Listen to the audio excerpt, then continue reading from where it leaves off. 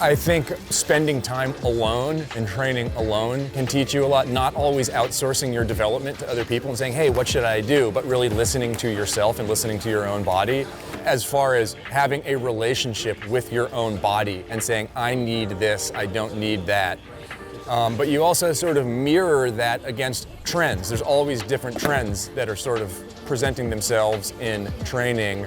And so you have to have this foundation of knowing who you are, how you move and who you are as a person and what works for you, while also constantly adopting these new trends that are emerging and new training techniques and new tools that you have to continue sort of optimizing who you are as a mover and as a player.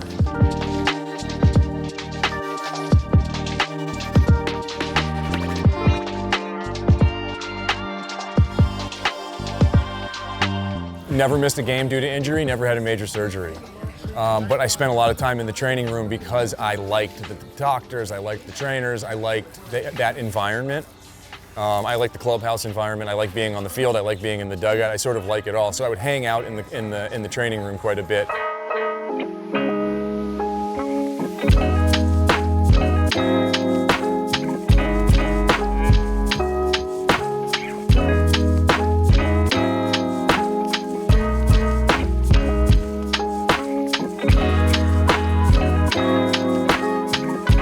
I mean, I think as a young player, you go through these transformations in the off season where you're sort of a totally different human being every spring. When you come back out to the field, you're better at this, you're worse at this. You don't really understand how to train and prepare, but you're naturally developing and getting better. As an older player, you start to sort of figure it out. This is what works for me. This is what I need to do. And the much older guys that have been in professional baseball for a long time have that stuff really, really dialed in.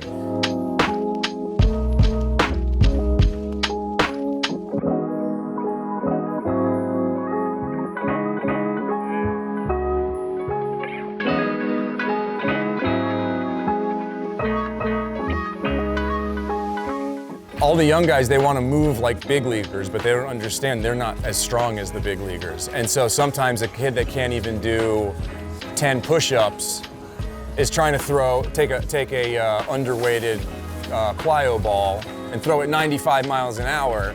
And I'm like, you're probably going to hurt yourself. You know what I mean? You have to be able to control your own body weight, be strong in the right places, and then we can like look for velocity and start looking for power as far as the swing goes.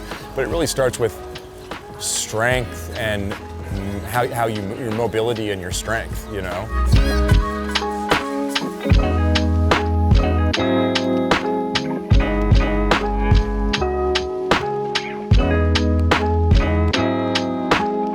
I think lifting weights is important when we're talking about a certain age group. Just getting strong enough to be able to do some of the movements that the game requires. I mean, if the game is really about being able to generate rotational speed and rotational power, if I can't do that physically, then my swing's not going to be right, my arm's going to hurt, and all this stuff.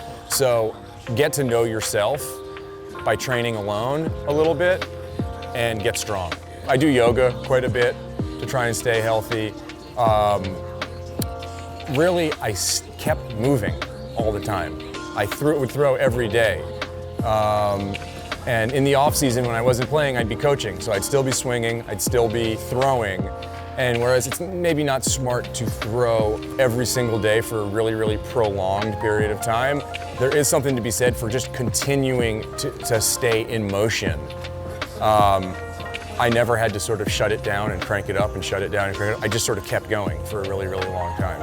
I'm always throwing batting practice, hitting fungos, even just the constant bending over, picking up baseballs, staying on your feet, and just not just sitting still for too long.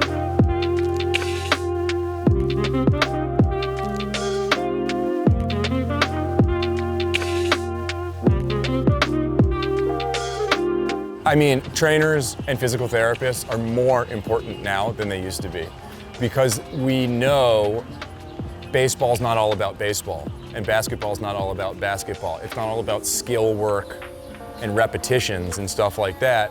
It's about strengthening your body to do the movements that are specific to your sport.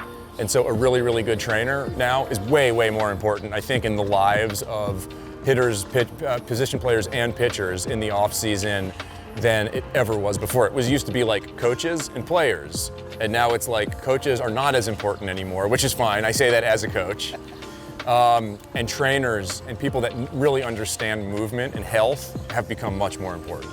Look, the team trainers are in on our daily meetings as we prep. We need to know who's hurting, who's healthy, where they're at, and then we have to design our practices and our game prep based on that information. So you get your data from the analytics and scouting people, you get your medical information from the medical staff, and then you try and take all this information and design practices and games based on what we have from these different departments, you know? I mean, each one of the guys on the team represents this sort of huge support system, right? So each one of them is an individual, but there's families, there's private hitting coaches that they work with in the off season. There's private pitching coaches. There's specific facilities that they've sought out to get specific information. So each one of these guys represents this enormous system of people that have sort of gotten them here. And each of them rely on that whole network to get ready, basically.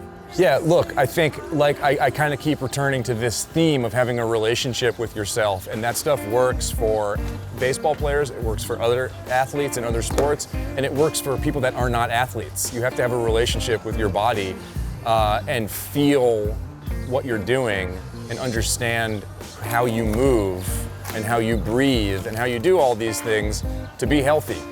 And so athletes typically have more of a relationship with their body because they spend so much time working on it and thinking about it, but that stuff works for everybody.